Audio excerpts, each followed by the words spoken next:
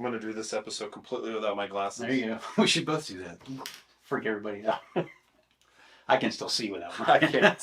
What's in this box? I don't know, but it looks cool. All right, well, hello there, YouTube. This week on Short Rest Studios, we're going to take a look at Dungeon in a Box.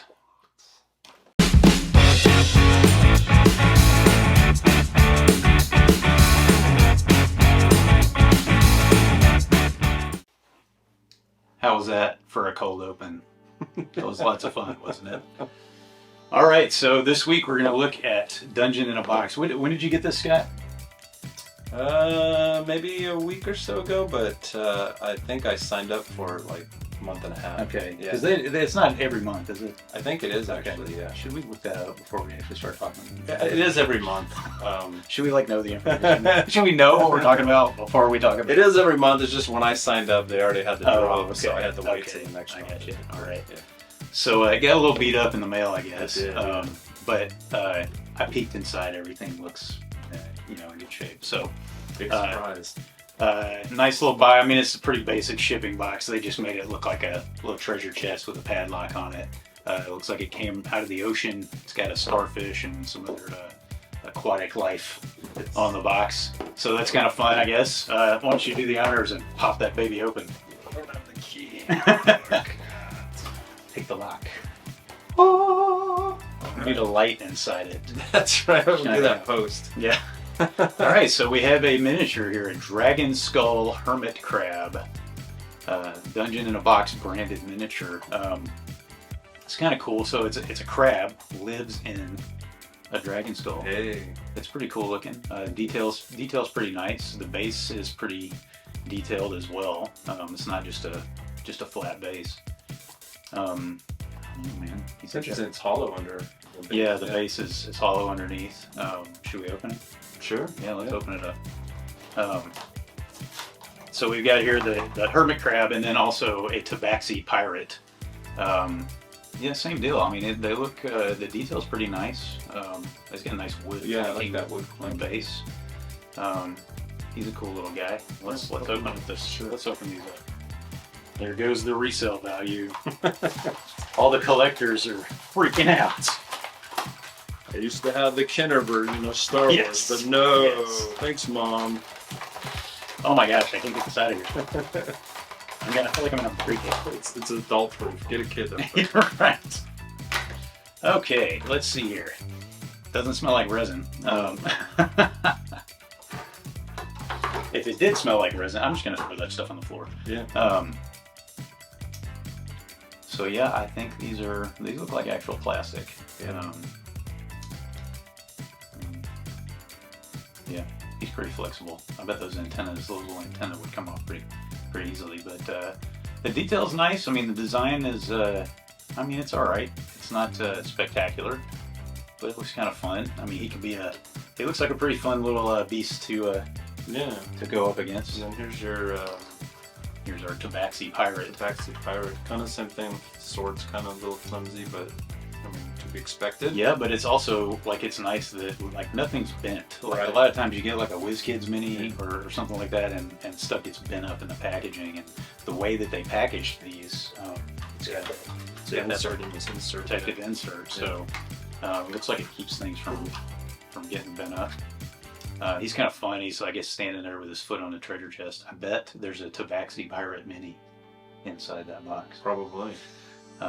Wow, this dragon is not really that hollow, the head. No, the head, no. There's some heft to that one. Yeah, there is. So, I mean, cool. Not the coolest minis I've ever seen, but also not the worst. I mean, they're actually pretty nice minis. So, all right, what's next?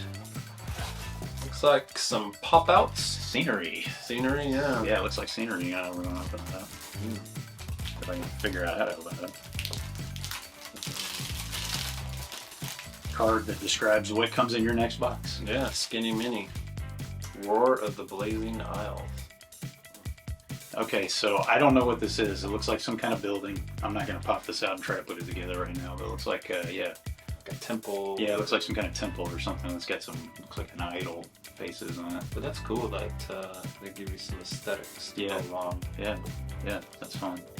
This box was prepped and checked by an enigmatic brain eater. Oh, Cthulhu. All right, cool. So that's Quality control. Yes. Cthulhu is their quality control. That's horrifying. And don't mess with it, yes. The great oops. As Judd breaks the desk. These look like they're paper. This is the basis for the skinny minis. Yeah, it comes with skinny minis, these two-dimensional plastic minis, which are they're nice to have in a pinch, and they're Those easy look to like store. shrinky dinks to me. Yeah, right. Yes, I do. I have some of these that we've used in our campaign, but they're nice to have. Like they're easy to store because they're all flat, and they are flat, which means you don't get the fun of a three-dimensional miniature, but they do actually go to the trouble of giving you a front and back image, so they're not looking at the same thing on both sides. But it looks like a ghost and a bunch of pirates, and you get your hermit crab there again. Yet again. So the artwork's pretty nice. Yeah. I mean, let's check one of these out. I'm gonna pop one out. Do it. And I'm assuming it goes in the real big face. special. So the only ones of these I've used are the ones made by WizKids, and they actually they put little dots on their bases so you can tell because it's supposed to face one way. But this one doesn't have that, so it looks like you can probably just pick a slot. Yeah. There you go. That was actually really easy, man. Those WizKids ones are hard to. Yeah. Are pretty hard to put in. It's pretty vibrant. I like them. Yeah, the color's nice. The artwork's pretty good. It's fun. Little pirate guys. Cool pirate chick with a big hat right there. She won a Kentucky Derby. All right. Had a +1. Let's see. I don't know. This looks like a sticker. Something. That looks like a sticker. Fragment of astral alignment. Yeah. Some orders. I'm gonna assume these are probably props. Yeah. For the game. Stickers. They came in a nice little wax paper wax bag. Paper bag, right. Okay, so magic items. Okay. This looks like these are fragment of arcane resonance, so these are magic items. Kind of like fog of war type stuff that you place down after maybe? Yeah, I don't know. We probably have to read the book to find out. Yeah. What is this? Just a full blind unboxing. Okay. Yeah. This is like these are like little maps of certain rooms. Yeah. So pretty fun. It's interesting. And we got some portrait stat blocks for some people. Oh, cool. Yeah, so Sindrel the Stargazer and Hal Sindrel the Stargazer, who looks blind to me. Right. It's like it's no irises. And this looks like what's his name from Maverick, Top Gun. He's got the mustache. Miles, yeah, that's it. Hal Hawkshaw. Who names these characters? I don't know.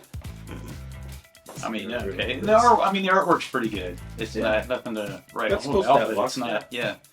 And it gives you, it gives you a little bit of story and all their stats and all that. Yeah. That's good stuff. So this, I believe, this is your adventure. This is the actual adventure book. So I'm not going to go too much into it because we're going to play it. Yeah. And come back so later. A later episode. Yes. Oh, look, it's Puss in Boots. That's right. Actually, I guess he's the backseat. Yeah, that's what those guys are. They're like cat people. Yeah. Oh, this is it. I actually played an online game of D&D with a guy who was playing a tabaxi character, and he actually, it was really great the way he rolled. Like he had this voice and everything, and it was really good. But so this is actually, it's really nicely printed. Yeah. For really vibrant colors on the cover. It's pretty typical. It gives you all the information on the back, what's inside. A lot of text, which of course you would expect. I need more pictures, guys. There's all your rooms. The Star Tide, Voyage of the Fallen Star, Adventure 1. Ooh. For more information on this adventure, the Greenwold, and the rest of the Dungeon in a Box campaign, check out our site. Okay, so I guess I didn't realize that it looks like it's just a whole campaign. Like, I guess one continues on from the next or something. Maybe. I guess we'll have to get another one. Yeah. We will have So here, sometime in the near future, Scott's going to DM. Yes. And we'll play it. Does it say how many players? No, it doesn't on the outside. It may be in the box in the book somewhere. Yeah. I think it's for 2 or more. Yeah. Obviously. Yeah, 2 or more. Wow. And I just said yeah, like I wasn't even listening. And there's your map. There's one map. There's, looks like that's some type of dungeon or underground, and this would be the sea portion. Yeah. A dock warfare, which is actually pretty cool. Yeah. Yeah, pretty nice map. Yeah. I mean, printed on standard kind of paper. Poster paper, so. And then this looks like, and it might be the bigger campaign. Okay, yeah. Yeah. So like this, so like this is a play map. This is oh, there you go. There's a boat. Next to the ship. Yeah. And a map of the sea. That's pretty cool. Yeah. So some backstory, some lore, continuation of that. That's pretty nice. And then, last something but not that's stuck least, to the bottom of the box. Right, it's a piece of gum. I don't know what this is. It's open to find out. It's probably something I'm not supposed to see. Yeah. Congratulations. Or something I'm not supposed to see. I don't know what this is. It's a picture. Yeah, it's A piece of cardstock. something. Or a piece Weird. of, what do you call it? Guess we'll read the book and find out. Yeah, okay. Looks like a I'm minstrel globe or... Yeah, I'm gonna guess it's some kind of prop for the game. Yeah. But the artwork again, I mean, it's nice and it's on a pretty good piece of chipboard there, so it's fairly sturdy. So first impressions, Scott, what do you think of the materials? Yeah, I mean, I think it's the fact that you have everything you need to immerse yourself into a campaign and play through it. It's not going to take 9 months like our first starter set. I mean, when we say that. I like the fact that they give you minis. 10 months. 10 months. I like the fact that they give you minis, and what do you call those? A skinny mini. Skinny minis. Yeah. So, Well, that's what it said on. that one thing. Right. Skinny That's minis. right. That's right. Which you can buy separately. Actual skinny minis featuring this art. Yep. Yeah. And quality control by the great old ones. That's right. So I don't know. I mean, I want to play it. I want to see how immersive it is and how fun it is. And if this is part of a bigger campaign, I can see how that's a big benefit to people that are moved past maybe some of the books that they've gone through and be able to do a continuation of it. So I mean, it looks promising. Yeah. I have to say, like, I'm actually more impressed with it than I thought it would be, because I've seen their ads on social media and stuff, and I thought they looked kind of corny. Right. But the quality of the material in here is actually better than I expected.